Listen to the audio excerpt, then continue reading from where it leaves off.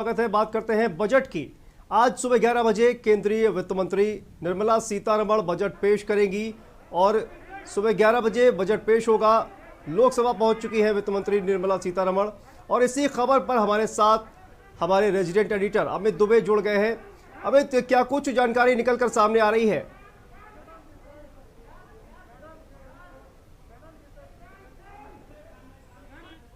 के साथ दोनों एमओएस, चाहे वो यूपी से आते हो पंकज चौधरी या भगवत कारक की बात करें, दोनों साथ में पहुंच चुके हैं। और सबसे बड़ी चीज की अब से कुछ देर बाद कैबिनेट की बैठक होने वाली है और कैबिनेट की बैठक में इससे बजट को मंजूरी दी जाएगी, जिसके बाद निर्मला सीतारमण जो है वो आम बजट पेश करेंगी। लोगों के बहुत सारे सवाल हैं, लोगों को बहुत सारी उम्मीदें हैं। क्या उम्मीदें पूरी होती है वो देखना होगा। हर तबके के लोगों को अपनी अपनी तरह चीजें हैं। खासतौर पर अगर किसानों की बात करें तो सरकार ने किसानों की आय दुगनी करने के लिए कहा था। ऐसे किसान भी सरकार की तरफ देख रहा है कि आय अब तक दुगनी नहीं हुई है। क्या इस बजट में क्या कुछ सरकार ऐसा लेके आती है जो किसानों की आय दुगनी हो। दूसरी बड़ी चीज, अगर बेरोजगारी की बात करें तो लगातार बेरोजगारी बढ़ी है, तो ऐसे में लोगों को रोजगार के लिए भी काफी उम्मीदें दिख रही हैं।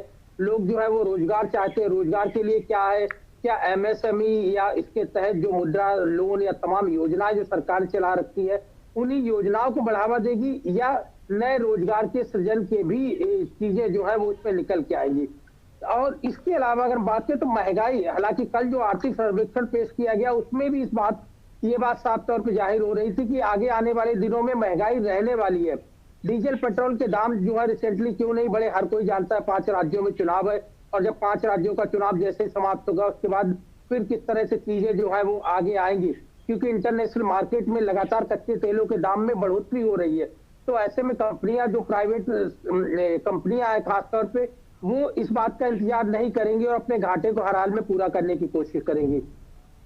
सरकार के सामने चुनौती ये भी है कि अर्थव्यवस्था की अगर बात करें तो अर्थव्यवस्था को कैसे आगे बढ़ाना है, पटरी पे लाना है और लोगों को भी राहत देनी है, क्योंकि गरीब से लेके और अमीर तक हर कोई टैक्स में रिबेट का इंतजार कर रहा है। आज स्थिति ये है, अगर हम पिछली सरकार की याद करें, खासतौर जो कांग्रेस की गवर्नमेंट थी तो पी चिदम्बरम वित्त मंत्री थे जी, तो उस समय सर्विस टैक्स के नाम पे एक टैक्स लगाया गया था और वो सेवा कर जो है वो 10% था।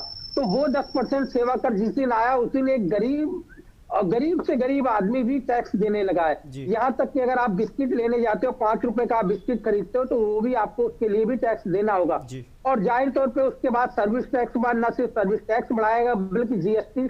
और आज जीएसटी इस कदर है कि कोई भी प्रोडक्ट आप खरीदे तो उसमें आपको जीएसटी देना पड़ेगा, चाहे वो हवाई टिकट की बात करें या जिसकी मैं बात कर रहा था कि 5 रुपए का बिस्किट या हम 5 रुपए की जिस तरह से देखिए तो जाहिर तौर पे आम आदमी, जब हर आदमी, अमित जी जिस तरह से इस वक्त अगर देखिए तो महंगाई का जो मुद्दा है, महंगाई को कंट्रोल में करने के लिए बजट में क्या कुछ प्रावधान हो सकते हैं, और दूसरा किसानों का जो मुद्दा है, किसानों के लिए बजट में क्या कुछ होगा, ये भी देखना अपने आप में बेहद दिलचस्प होगा।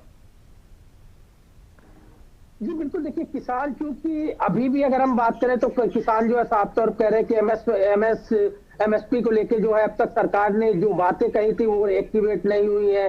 तमाम अन्य किसानों के मुद्दे हैं, गन्ना भुगतान के अपने मामले हैं, बिजली बिल के अपने मामले हैं, किसानों की कई सारी चीजें हैं। हालांकि कहा जा रहा है कि जो सरकार ने योजनाएं बनाई थी, चाहे वो मत्स्य पालन की बात करें, गौ पालन की बात करें, उस तरह से कैसे सब खाद बनाएगी, कैसे ऑर्गेनिक चीजें जो है वो यहाँ पे जनरेट की जाएंगी। तो कई सारी चीजें जो है वो खासतौर पे जो सरकार की तरफ से जिसे लेके सरकार आगे बढ़ रही थी और उम्मीद की जा रही थी कि जल्द से जल्द किसानों की आय दुगनी होगी, लेकिन जमीनी स्तर पे चीजें उस तरह से नजर नहीं आए। और यही बड़ी वजह है कि किसान एक बार फिर सरकार की तरफ से आशा भरी निगाहों से देख रहा है कि ये आशाएं आखिरकार किसानों की कैसे और कब पूरी होंगी। क्या इस बजट से उम्मीद की जाए, क्योंकि निर्मला सीतारमण के जितने भी बजट रहे, अगर पिछले 3 बजट की बात करें तो सारे बजट जो है वो 2 घंटे से ऊपर का भाषण बजट में रहा है जी। रिसेंटली अगर बात करें तो पिछले बजट की तो 2.5 घंटे से ऊपर का भाषण उनका था।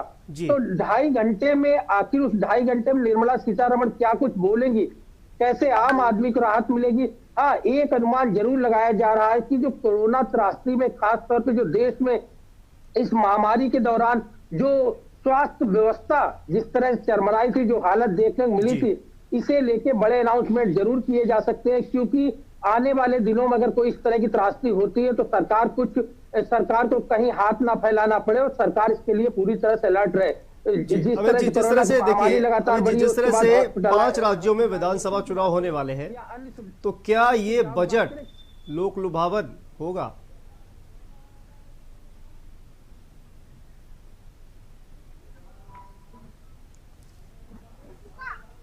अमित जी, विधानसभा चुनाव होने वाले हैं 5 राज्यों में, तो उसको देखते हुए क्या ये जो बजट है ये लोक लुभावन होगा, क्योंकि 5 राज्यों में चुनाव होने वाले हैं?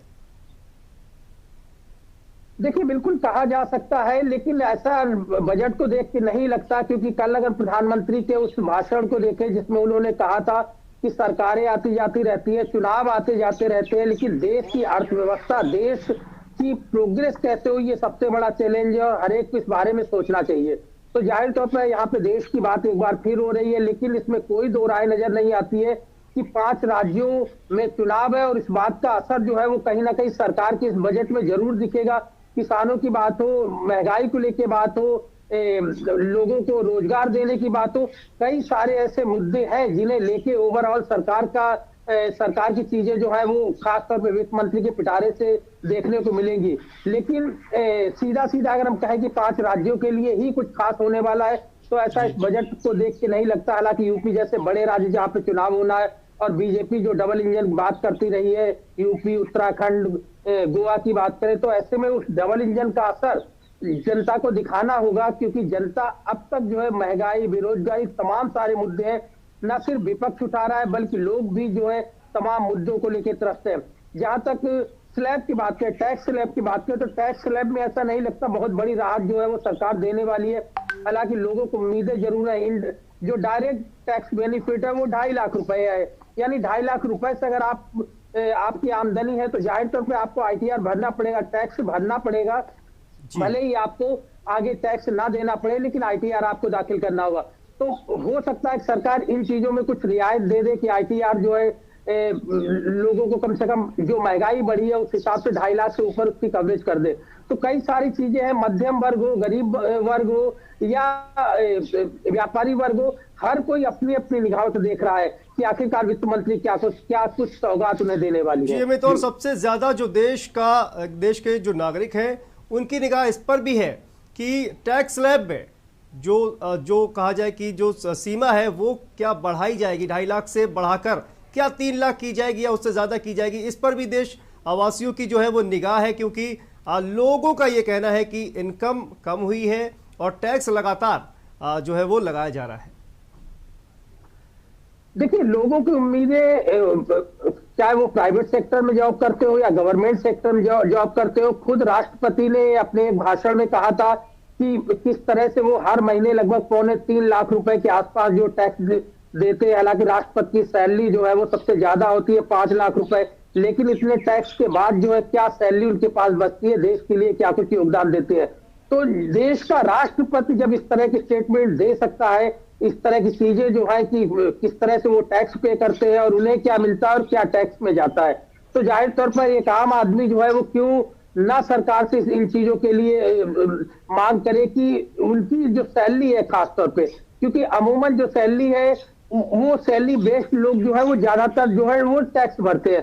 तो ऐसे वो लोग भी राहत चाहेंगे, नौकरी पेशा वाले लोग जो है वो राहत चाहेंगे कि कम से कम एक ऐसा स्लैब दिया जाए जिससे महंगाई, बीमारी और तमाम चीजों से लड़ने के बाद टैक्स को अप्रोच किया जाए। सिर्फ इनकम बेस्ड टैक्स जो है वो उस तरह की चीजें जो है वो सामने ना निकल के आए, लोगों को भी राहत मिले। जिसकी मैं बात कर रहा हूँ, क्योंकि अलग अलग लोग हैं, अलग अलग डिमांडें हैं हर क्षेत्र में। सरकार के लिए ये भी जरूरी है कि आखिरकार आर्थिक हालातों से न सिर्फ कैसे निपटे, बल्कि देश की अर्थव्यवस्था को पटरी पे बनाए रखना है, ये भी सरकार के लिए बड़ी चुनौती है। दूसरा, रक्षा सेक्टर की अगर हम बात करें तो रक्षा डिफेंस में खासतौर पर सरकार जो है वो बड़े निवेश लगातार कर रही है। तमाम चीजें, तेजस ऐसे हेलीकॉप्टर, फाइटर प्लेन जो है। बिल्कुल अमित, आपसे जानकारी इस पूरे मुद्दे पर लेंगे, लेकिन फिलहाल जी अमित फिलहाल वक्त है एक छोटे से ब्रेक